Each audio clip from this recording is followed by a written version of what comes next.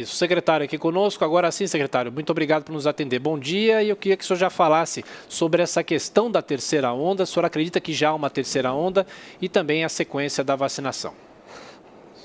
Bom dia. A terceira onda é, de fato, uma preocupação da gente. Por quê? Porque no ritmo que vai a imunização, se a gente demorar muito tempo para vacinar a população, a gente corre o risco de gerar uma mutação do vírus aqui no país. Como? O vírus continuando circulando, ele continua circulando, eu tenho um número muito pequeno de pessoas vacinadas, eu posso gerar uma mutação que se torne imune ao vírus, imune à vacina, perdão. E isso quer dizer que o vírus, a vacina passa a não funcionar mais com a mutação que existe no Brasil. Aí a gente teria uma terceira onda no pior cenário possível. Esse é o cenário possível se a vacinação atrasar muito. Por isso que a vacinação é uma estratégia coletiva, ela não é uma estratégia individual. Eu tenho de vacinar todo mundo, e logo. Não dá para ficar vacinando a conta-gotas, como infelizmente a gente está fazendo no país. O processo de vacinação está muito lento. A única finalidade agora, o único objetivo do Ministério tem de ser: tenho de vacinar o maior número possível de pessoas no menor tempo possível. Esse tem de ser o objetivo do Ministério da Saúde. Leandro Narlock. Secretário, como isso pode ser feito?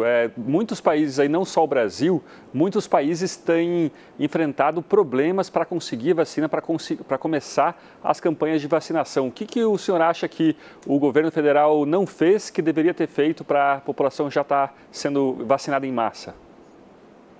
Leandro, na verdade, a gente está sofrendo agora a consequência do não planejamento no segundo semestre de 2020.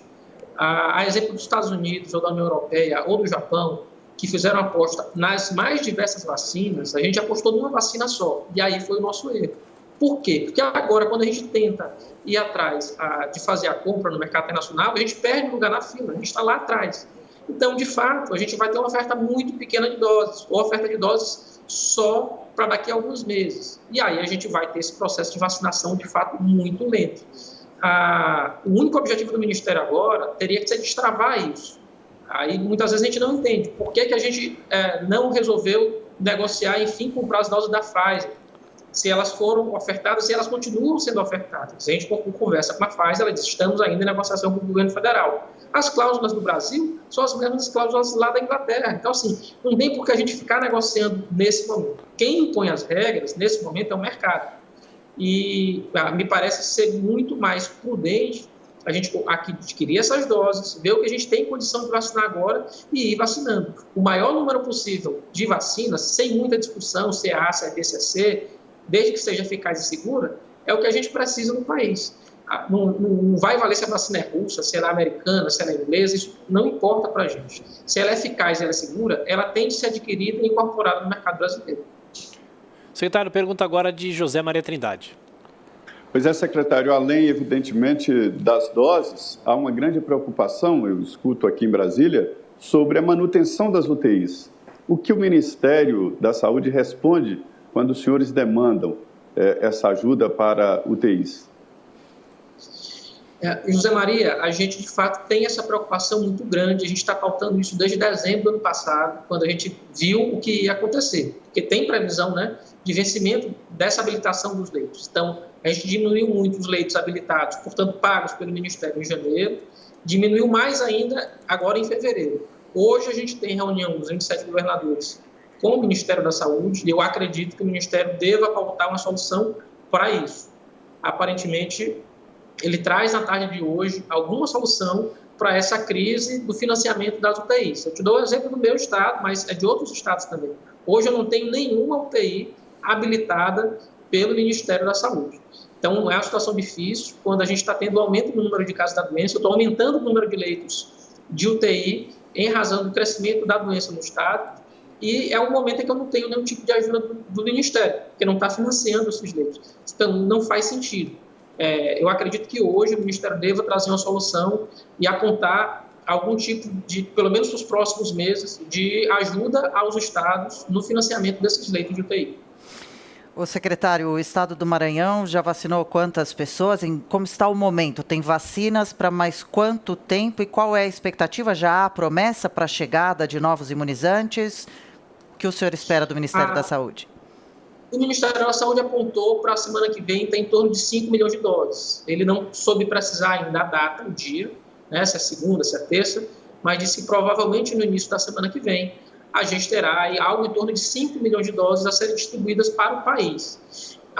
No Maranhão, a gente vive situações contraditórias, que é bom a gente olhar, o Brasil é muito grande, então, assim, ao passo que eu tenho cidades que já não vacinam mais, porque já esgotaram as doses de vacina, eu tenho grandes cidades, por exemplo, com população indígena, que não estão conseguindo vacinar. Essa vacina, ela é de responsabilidade do DICEI, o órgão federal, e eu tenho aí 1/3, mais ou menos, só dos índios vacinados. Eu tenho cidades com população pequena, mas com um contingente de indígena muito grande, recebeu muitas doses de vacina e não está conseguindo vacinar. A gente colocou médicos e enfermeiros junto com o DICEI, ofertados pelo Estado, para tentar ajudar nesse processo de vacinação, e aí eu vivo essa dubiedade no Estado. Ao tempo que eu tenho cidades que já não tem mais vacina, eu tenho outras que têm muitas doses de vacinas sem conseguir vacinar, porque a gente está tendo resistência da população indígena em receber a vacina. Secretário, diante da falta, talvez, de rapidez, para a gente encerrar nossa conversa, de rapidez do Ministério da Saúde em negociar a compra de vacinas, já surge dentro do próprio conselho que o senhor comanda, de secretários, de que os estados possam fazer uma negociação diretamente com empresas. O senhor acha que essa pode ser a saída? O senhor acha que os estados têm condição de fazer essa negociação direta? Essa negociação tem sido feita. É bom lembrar que a gente tem uma liminar, o Maranhão tem uma liminar no Supremo Tribunal Federal, ela se aplica aos outros estados. Diante da falha do Programa Nacional de Imunização, é permitido aos estados fazer essa compra de vacinas. Obviamente, a gente não quer aqui fazer nenhum tipo de guerra com o Ministério, a gente quer ajudar o Ministério no processo de vacinação. Então, a gente também tem negociado, tem sentado, não é fácil, exatamente por isso, porque essa obrigação do governo federal não foi cumprida como deveria, a gente acredita, poderia ter sido mais rápido. E agora, quando a gente senta para negociar com as empresas, é sempre uma perspectiva muito longe ou de poucas doses. E aí não resolve o nosso problema. Mas sim, não só o Maranhão, mas muitos estados têm procurado as mais diversas empresas do mundo inteiro para negociar compra de vacinas. Carlos Lula, presidente do Conselho Nacional do Secretário de Saúde, mais uma vez, obrigado pela atenção, pela gentileza, voltaremos a nos falar. Um abraço. Eu que agradeço, um abraço.